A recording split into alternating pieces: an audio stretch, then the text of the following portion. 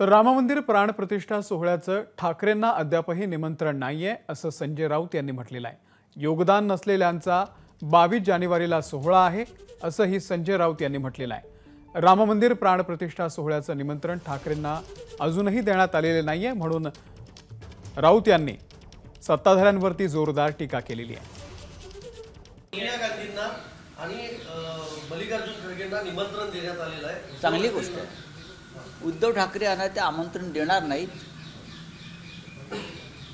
ज्या कारणासाठी अडवाणी यांना आमंत्रण दिलेलं नाही, कारण आम्ही सगळे त्या राम मंदिराच्या आंदोलनात सहभागी,